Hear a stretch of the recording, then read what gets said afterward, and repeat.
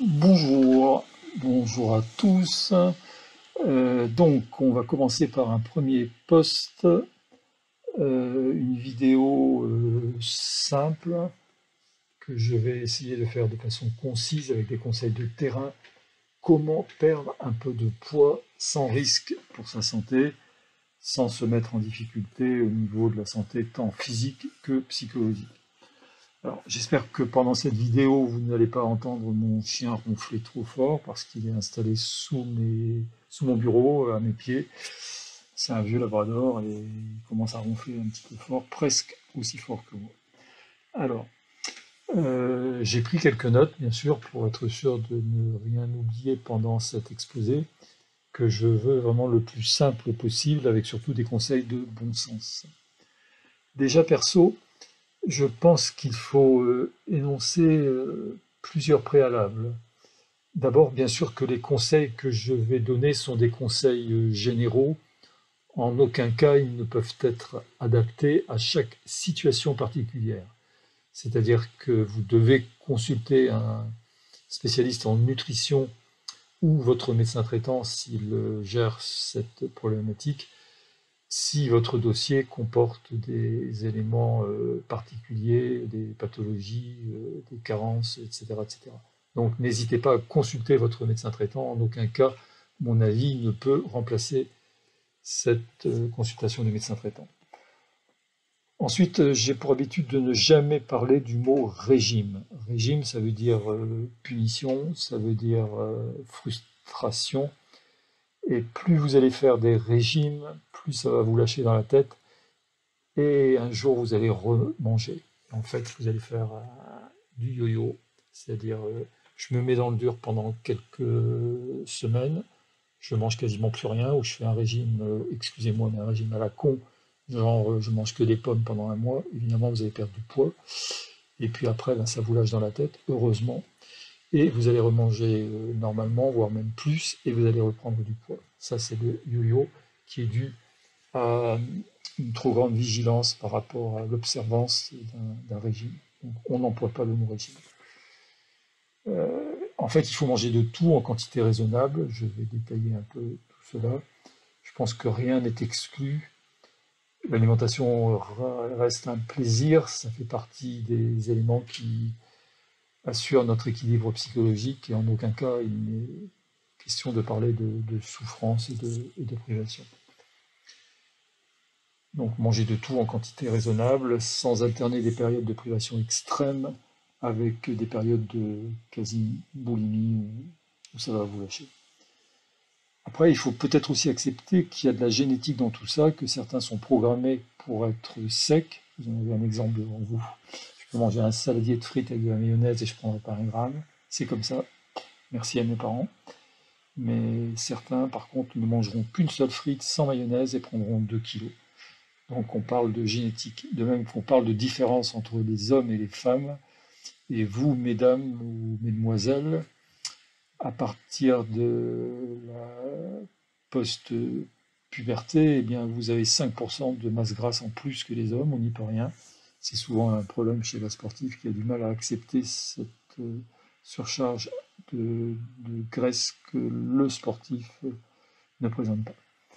Enfin, dernier préalable, moi, j'ai toujours préféré voir quelqu'un un tout petit peu enrobé, mais avec le sourire, plutôt que quelqu'un qui est un peu dépressif parce qu'il se prive de tout, parce qu'il veut ressembler à un cadavre, tout simplement.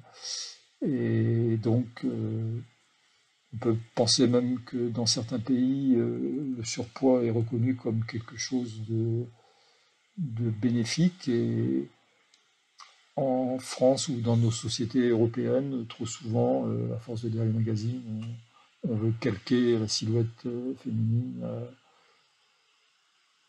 quelqu'un de sec. Et pareil pour les hommes, la finesse, la maigreur peut être synonyme de bonne santé, alors que souvent c'est tout à fait le contraire. Alors, on va donc, si vous voulez bien, structurer les conseils en prenant une journée type du lever au coucher. On est logique. Donc on va commencer par un lever le matin. Je conseille de boire un jus de citron, plutôt un citron bio, que vous pressez vite fait. Et vous allez le boire dès le lever avec un petit peu d'eau si c'est un peu raide. L'objectif, c'est de stimuler la vésicule biliaire qui va sécréter des composants qui vont mieux brûler les graisses pendant la journée. Également, le citron, c'est un produit qui est alcalin, donc qui est plutôt anti-acide pour les cellules de notre organisme, les muscles et les os.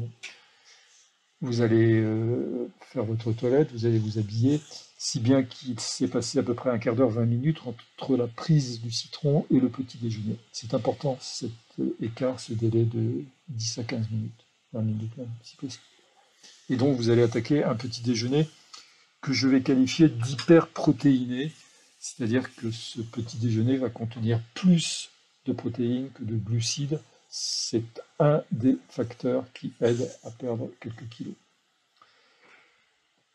On peut donc sur ce petit déjeuner consommer par exemple au choix soit un œuf dur ou un verre de fromage blanc plutôt à 20% de matière grasse, ou un yaourt nature sans sucre, ou encore une omelette. Et dans ce cas-là, l'omelette, elle sera constituée d'un œuf entier et d'un blanc d'œuf, mais certainement pas de 2 œufs complets. Donc ça, c'est la partie protéine du petit déjeuner. L'été, on en profite pour manger une petite coupelle ou un petit verre de fruits rouges sans sucre. L'hiver, ce sera plutôt une compote maison sans sucre ou une pomme cuite ou une poire cuite par exemple. Donc vous pouvez faire vos confitures. Par contre, si vous les faites perso, en achetant vos fruits sur le marché, eh bien, vous ne mettrez que 40% de sucre, voire même moins si vous mettez un petit peu de pectine pour mieux gélifier votre confiture. Donc on sucre peu les confitures de maison. Le jus d'une orange pressée ou un petit kiwi, c'est préférable à un jus d'orange du commerce ou un jus de fruits du commerce qui contiendra très souvent un peu de sucre. Puis donc ça vous assure votre apport en vitamine C. Il va falloir bien sûr consommer un peu de glucides. Pas question de sauter complètement, de zapper les glucides, sinon vous allez faire une hypoglycémie dans la matinée. Et quand on est en hypoglycémie, ben, le cerveau craque et on va manger n'importe quoi, quelque chose qui fait prendre du poids. Donc il faut un glucide au petit déjeuner, mais en quantité réduite. Alors, ce glucide, ça peut être 50 grammes de pain complet ou de pain aux céréales. Pas du pain blanc, pas de la baguette, c'est un sucre qui est trop rapide, qui reste trop peu de temps dans le sang. La glycémie monte très vite, redescend très vite. Vous consommez de l'insuline pour faire baisser le sucre dans le sang. Et cette sécrétion d'insuline va transformer le sucre rapide en graisse. Donc le sucre doit être lent. Nous, on parle d'indice glycémique bas. Et ce sera donc du pain complet ou du pain aux céréales. Il existe maintenant des baguettes de pain aux céréales. Vous mettrez 10 grammes de beurre, il ne faut pas supprimer de beurre, certainement pas. 10 grammes de beurre cru, pas plus. Et puis, vous pouvez manger également à la place de ce pain complet ou du pain aux céréales, eh bien des céréales. Dans ce cas-là, plutôt des céréales complètes, par exemple des flocons d'avoine que vous avez préparés la veille au soir. Vous mettez vos flocons d'avoine, vous mettez un lait végétal ou du lait de vache sans lactose si vous le supportez.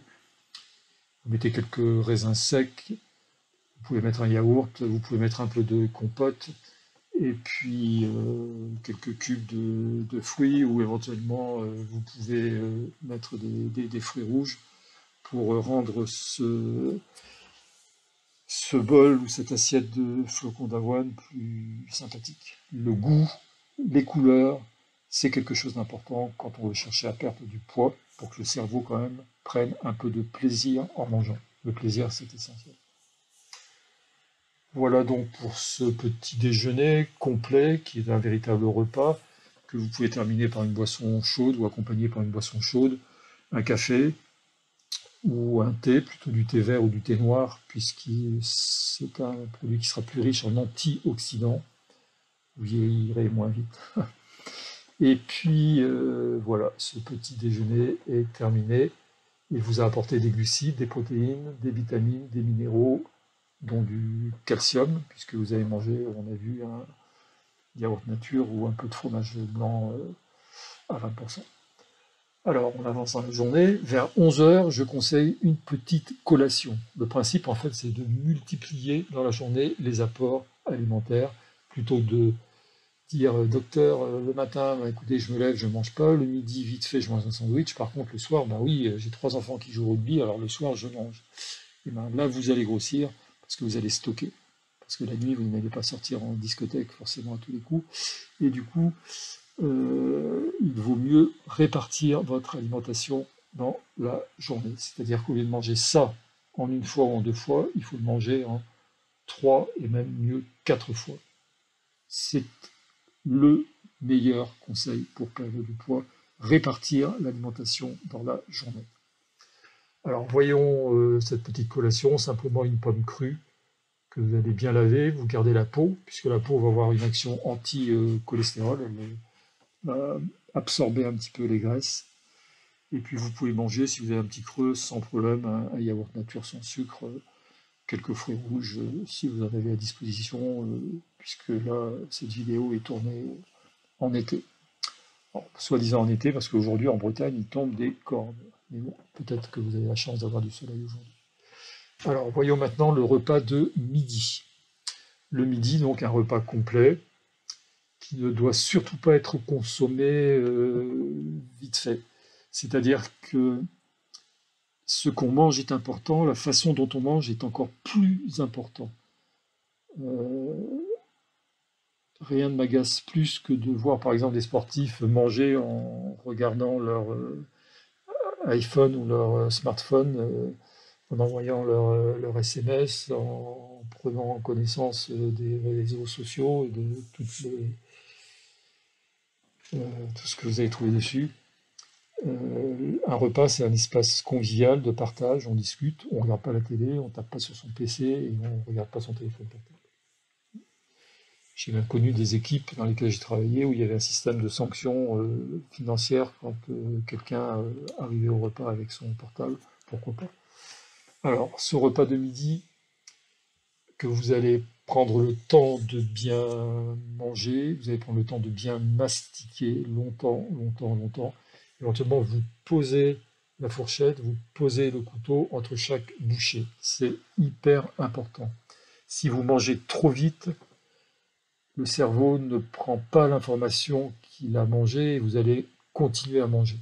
Si vous mangez lentement, la sensation de satiété va arriver beaucoup plus rapidement. Éventuellement, vous ne mangerez pas de dessert parce que vous n'avez plus faim. Alors en entrée, vous pouvez consommer une crudité, au choix, peut-être en évitant la betterave rouge, la carotte, le maïs, qui sont quand même un peu sucrés. Sur cette crudité, vous allez mettre un filet de citron, un filet de pamplemousse, par exemple, un petit peu d'huile, une cuillère à café d'huile d'olive, une cuillère à café d'huile de colza, ou de l'huile de noix, c'est un bon mélange, huile d'olive plus huile de colza, ou bien huile d'olive plus huile de noix, un bon mélange, et l'huile, vous en avez besoin. On a vu que le matin, vous pouviez manger 10 grammes de beurre, le midi, vous allez manger un petit peu d'huile, c'est pas ça qui va vous faire grossir. Ensuite, vous allez manger soit de la viande maigre, donc demandez au boucher, mais vous les connaissez, quels sont les morceaux de viande maigre, entre 5, 6, 7% de matière grasse maximum, 100 grammes environ, ou du poisson blanc ou du poisson gras. Le poisson gras est riche dans certaines graisses qu'on appelle nous polyinsaturées, qui aident un peu les tendons, les muscles à avoir un peu plus de souplesse, de fluidité. Elles sont riches, ces graisses aussi, en action antioxydante. Donc n'hésitez pas à manger un poisson gras type maquereau, sardine, saumon, 2 fois par semaine. Donc vous allez manger 100 grammes de viande ou 120 grammes de poisson blanc ou de poisson gras, ou une omelette. Et comme le matin, je répète que l'omelette, faites-la plutôt avec un œuf entier et un blanc d'œuf. Et vous pouvez l'agrémenter pour le plaisir des yeux, le plaisir du goût, le plaisir de l'odeur, avec un peu de champignons, un peu d'oignons, quelques olives. C'est pas ça qui va vous faire prendre du poids par contre.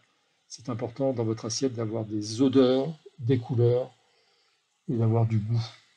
Le cerveau doit prendre plaisir à manger.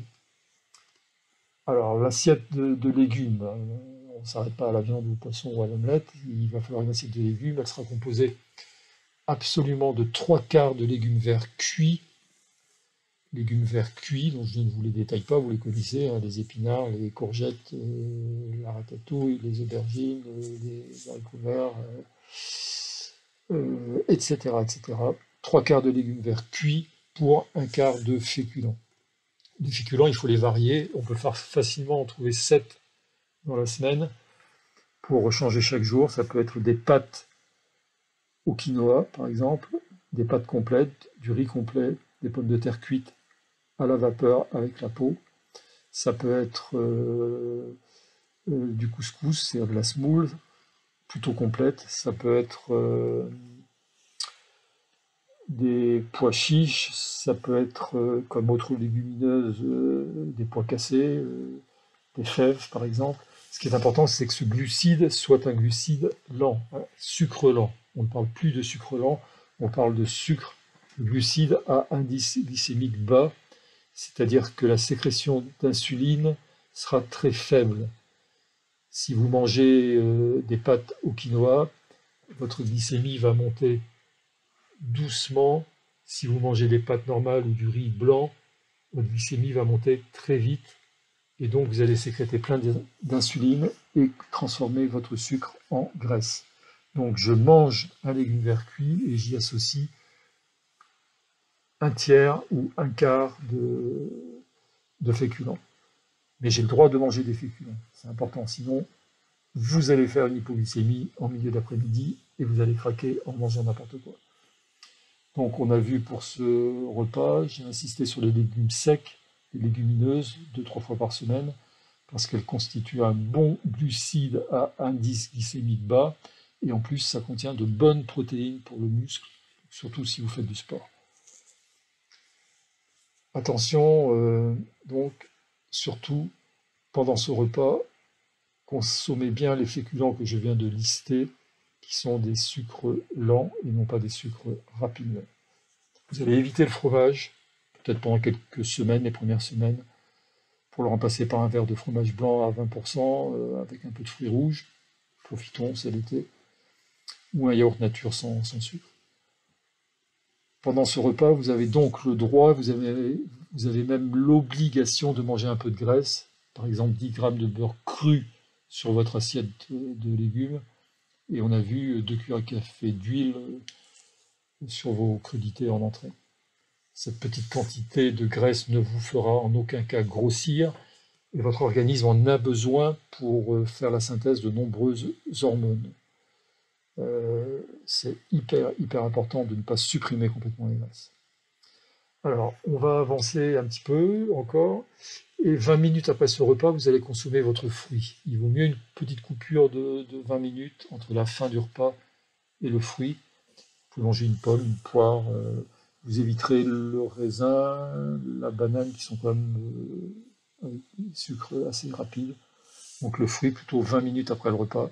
En gros, vous faites la vaisselle, monsieur, oui, vous avez le droit de faire la vaisselle, ou madame, et ensuite vous mangez votre fruit.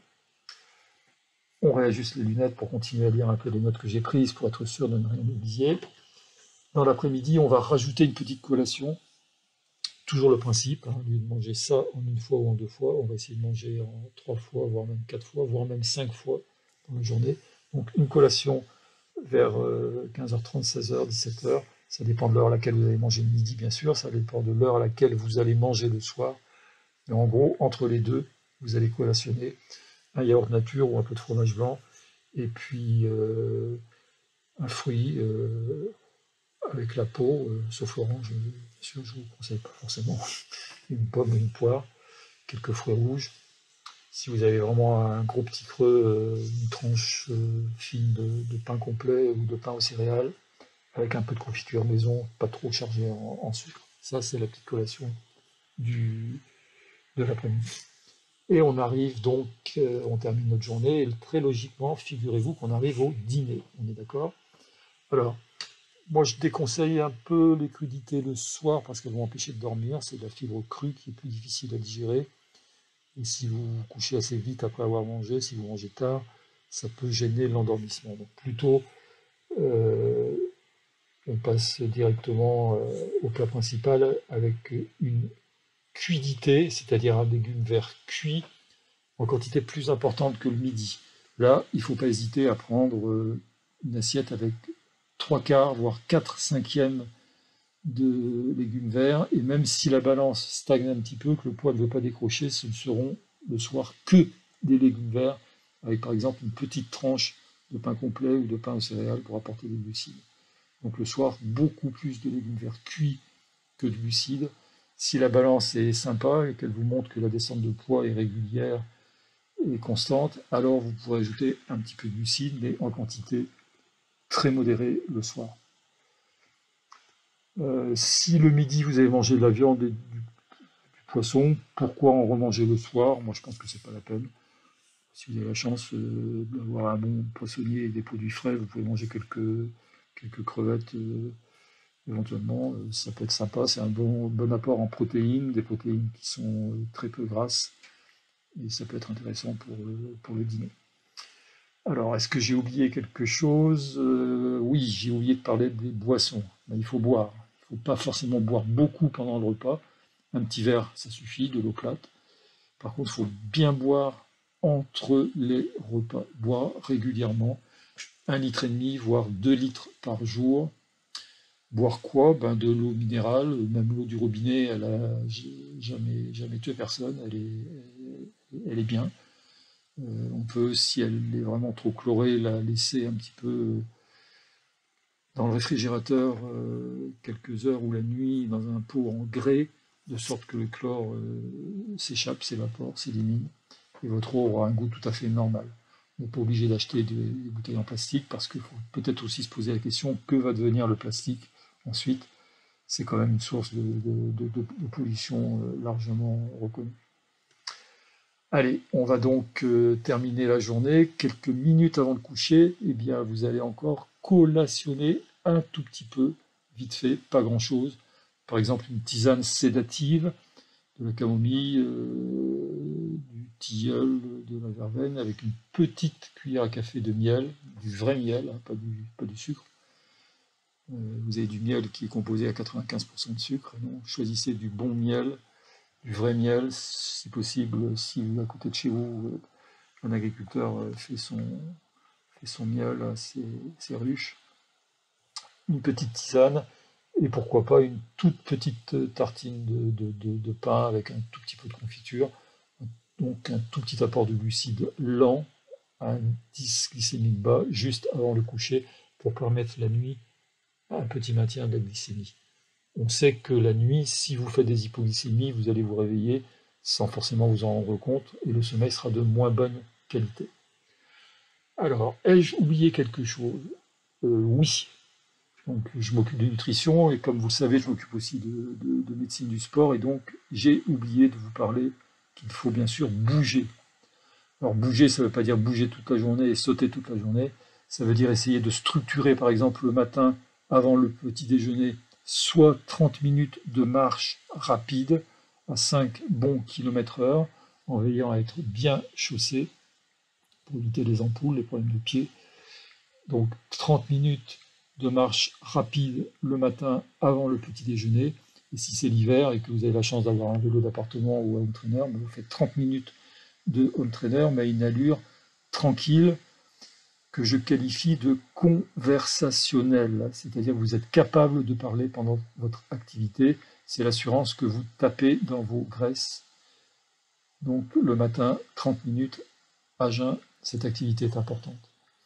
De même que le soir, après le coucher, au lieu de regarder les pubs à la télé qui ne vous apportent pas grand-chose, ou en tout cas peu de choses, vous pouvez parfaitement aller faire une petite marche digestive à un bon pas de 20 minutes. Si vous avez un chien, ben vous allez sortir votre chien. Si vous avez un mari, vous sortez votre mari. Si vous avez une femme, vous sortez votre femme. Voilà. C'est bien, ça vous permet de rebrûler 150 calories. En gros, le dessert peut être éliminé. grâce à ces 150 calories brûlées par ces 30 minutes, 30-35 minutes de marche à un bon rythme. Et si c'est l'hiver, ben pareil, vélo d'appartement ou home trainer à une allure tranquille.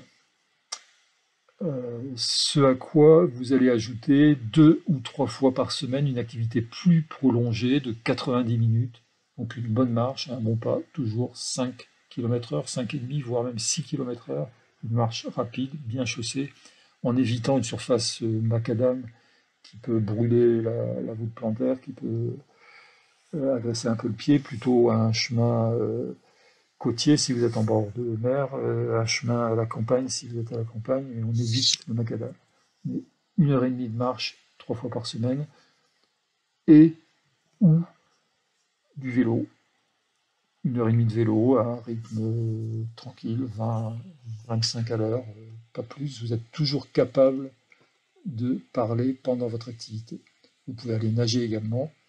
Donc retenez que je vous ai donné quelques conseils simples de bon sens pour vous alimenter de façon saine, avec du bon sens, et que je vous demande de bouger, c'est-à-dire une demi-heure le matin avant le petit déjeuner, une demi-heure le soir après le dîner, une activité plus structurée 3 fois par semaine pendant 90 minutes, et je terminerai en parlant de la sédentarité. Ça n'a rien à voir avec l'inactivité. Inactivité, ça veut dire je ne bouge pas du tout de la semaine. Sédentarité, ça veut dire je ne bouge pas de ma chaise, je reste assis sur mon PC toute la journée. Je suis assis ou couché trop longtemps dans la journée. Ça veut dire qu'au travail ou à la maison, vous devez vous lever souvent, minimum toutes les heures, soit pour aller chercher un papier, monter un étage pour aller voir un de vos collègues, aller chercher un papier que vous avez imprimé et l'imprimante n'est pas sur le bureau, elle est à distance. C'est important de vous lever souvent. Une fois par heure, c'est le minimum. Voilà. Je pense avoir été à peu près complet sur cette vidéo, peut-être un peu longue, une demi-heure, excusez-moi. Je suis un peu bavard, mais ça me paraissait important de vous donner des conseils simples, des conseils assez précis. Et franchement, ce sont des conseils qui tiennent la route. J'ai réussi, ou plutôt mes patients et mes patientes ont réussi à perdre du poids avec ces simples conseils de bon sens, sans souffrir dans leur corps et sans souffrir dans leur tête. C'est important. Allez, je vous souhaite à tous une très bonne journée, une bonne fin de journée. Je vous dis à très bientôt. Ciao, ciao.